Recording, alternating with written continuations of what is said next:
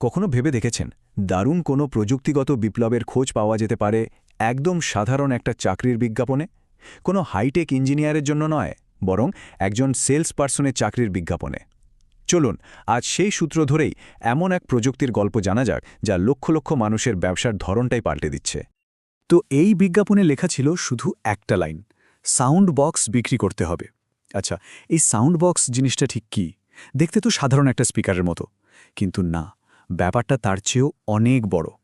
এতটাই বড় যে কোম্পানিগুলো শয় শয় লোক রাখছে শুধু এটা বিক্রি করার জন্য। এক দুজন না, ভাবুন তো, শুধু একটা এলাকাতেই 400-র বেশি লোক। তার মানে এই সাউন্ড বক্স যাই হোক, এটা যে কোনো সাধারণ গ্যাজেট না, সেটা তো বোঝাই যাচ্ছে। এর পেছনে নিশ্চয়ই বড় কোনো কারণ আছে। আর এটাই হলো আমাদের আজকের আলোচনার মূল বিষয়। কি এই সাউন্ড বক্স, আর কেনই বা একটা কোম্পানি এটা বেচার জন্য এত লোক নিয়োগ করবে? চলুন এর উত্তরটা খুঁজে বের করা যাক। আর মজার ব্যাপার হলো, সব উত্তর কিন্তু ওই বিজ্ঞাপনটার মধ্যেই লুকিয়ে আছে। তো চলুন একদম গোড়া থেকে শুরু করা যাক, মানে ওই চাকরির বিজ্ঞাপনটা থেকেই। কারণ এই ডিভাইসটাকে বুঝতে হলে ওখানেই প্রথম সূত্রটা পাওয়া যাবে। আর এখানেই আমরা প্রথম বড় ক্লুটা পাই। বিজ্ঞাপনটা ছিল পেটিএমের, মানে ভারতের ডিজিটাল পেমেন্ট মার্কেটের একটা বিশাল বড় নাম। আর ওরা কাদের কাছে এই বক্সটা বিক্রি করতে চাইছে? কোনো বড় কোম্পানির কাছে না, বরং আমাদের পাড়ার মোড়ের ছোট ছোট দোকানদারদের কাছে। এই ব্যাপারটা কিন্তু মাথায় রাখতে হবে, এটা খুবই ইম্পর্ট্যান্ট। আচ্ছা, তাহলে আমরা জানলাম কারা আর কাদের কাছে এটা বিক্রি করছে, কিন্তু এর আসল জাদুটা কোথায়? মানে কোন প্রযুক্তিটা এই সাধারণ দেখতে বক্সটাকে এতটা কাজের বানিয়ে তুলেছে? চলুন এবার সেই রহস্যটা ভেদ করা যাক। এই সাউন্ড বক্সের একেবারে ভেতরে যে প্রযুক্তিটা কাজ করে সেটার নাম হলো টেক্সট টু স্পিচ, বা সংক্ষেপে টিটিএস। নামটা শুনলেই কিন্তু কাজটা বোঝা যায়, তাই না? এটা লেখাকে, মানে ডিজিটাল টেক্সটকে, মানুষের গলার আওয়াজে বদলে দেয়। একদম সহজ একটা আইডিয়া, কিন্তু এটাই এর সফল হওয়ার পিছনের আসল কারণ। এবার তাহলে পুরো ছবিটা পরিষ্কার হয়ে যাচ্ছে। ধরুন কোনো দোকানে গিয়ে কেউ ডিজিটাল পেমেন্ট করল, সঙ্গে সঙ্গে এই বক্সটা বলে উঠবে, পেটিএমে 100 টাকা পাওয়া গেছে। ব্যাস, একদম ইনস্ট্যান্ট অডিও কনফার্মেশন। ব্যাপারটা শুনতে যতটা সোজা মনে হচ্ছে, আসলে এর পেছনের প্রসেসটা কিন্তু বেশ ইন্টারেস্টিং। মানে একটা মেশিন কিভাবে লেখা পড়ে সেটাকে মানুষের মতো করে বলে, তাই না? চলুন খুব সংক্ষেপে ব্যাপারটা একটু দেখে নেওয়া যাক। তো একটা মেশিন কথা বলতে শেখে কিভাবে? মূলত 3টে স্টেপ আছে।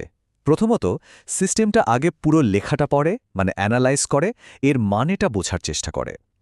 এরপর শব্দগুলোকে একদম মূল উচ্চারণে ভেঙে ফেলে, যেটাকে বলে ফোনেম। আর সবশেষে ওই ভাঙা অংশগুলোকে জুড়ে দিয়ে একটা মানুষের মতো ভয়েস তৈরি করে। দারুণ একটা ব্যাপার, তাই না? আচ্ছা, টেকনোলজিটা তো বোঝা গেল, কিন্তু প্রশ্ন হলো, একজন ব্যস্ত দোকানদারের জন্য এটা এত বড় একটা ব্যাপার কেন? চলুন এবারের বিজনেস সাইডটা একটু দেখা যাক। এখানে একটা প্রশ্ন আসতেই পারে, তাই না? যে সবার কাছেই তো স্মার্টফোন আছে, তাহলে পেমেন্ট কনফার্মেশনের জন্য আলাদা করে একটা বক্সের কি দরকার? ওয়েল, এর উত্তরটা লুকিয়ে আছে একজন দোকানদারের প্রতিদিনের কাজের মধ্যে। শুধু একটা ব্যস্ত দোকানের কথা ভাবুন। সাউন্ড বক্স আসার আগে কি হতো? দোকানদারকে হয়তো অন্য কাস্টমার সামলাতে হতো, বা জিনিস প্যাক করতে হতো, আর তার মধ্যেই পেমেন্টের মেসেজ চেক করার জন্য ফোনটা খুঁজতে হতো। মানে কাজে একটা ব্রেক। আর এখন সাউন্ড বক্সের জন্য পেমেন্ট হওয়ার সাথে সাথেই একটা পরিষ্কার ঘোষণা শোনা যায়। ফোন খোঁজার কোনো ঝামেলাই নেই, কাজ চলতে থাকে একদম স্মুথলি। এর বিজনেসের দিক থেকে লাভটা কিন্তু বিশাল। প্রথমত, কাস্টমারের বিশ্বাস বাড়ে। দ্বিতীয়ত, পেমেন্টে কোনো রকম জালিয়াতি বা ভুল হওয়ার চান্স কমে যায়। কিন্তু সবকিছুর উপরে এটা দোকানদারকে একটা মানসিক শান্তি দেয়।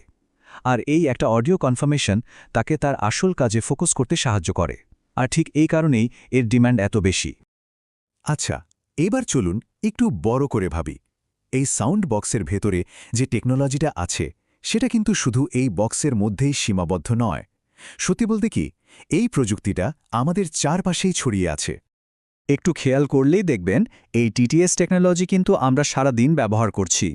যেমন ধরুন, গাড়ির জিপিএস যখন রাস্তা বলে দেয়, বা সিরি, অ্যালেক্সার মতো ভার্চুয়াল অ্যাসিস্ট্যান্ট, এমনকি মেট্রো স্টেশনের অ্যানাউন্সমেন্ট। এগুলো সবই তো টেক্সট টু স্পিচের উদাহরণ। আমরা হয়তো সবসময় খেয়াল করি না, কিন্তু এই সিনথেটিক ভয়েসের সাথে আমাদের রোজই কথা হয়। তাহলে ভাবুন, কোথা থেকে শুরু করেছিলাম? একটা চাকরির বিজ্ঞাপনের একটা লাইন থেকে। আর সেখান থেকে আমরা পৌঁছে গেলাম এমন একটা টেকনোলজির গল্পে, যেটা এখন সারা বিশ্বে ছড়িয়ে পড়েছে। এই সিনথেটিক ভয়েস এখন আমাদের দৈনন্দিন জীবনের একটা অংশ হয়ে গেছে। আজকের আলোচনা আমরা এখানেই শেষ করছি, কিন্তু যাওয়ার আগে একটা প্রশ্ন রেখে যেতে চাই। টেকনোলজি যত এগোচ্ছে, এই সিনথেটিক ভয়েসগুলো কিন্তু তত বেশি মানুষের মতো হয়ে উঠছে।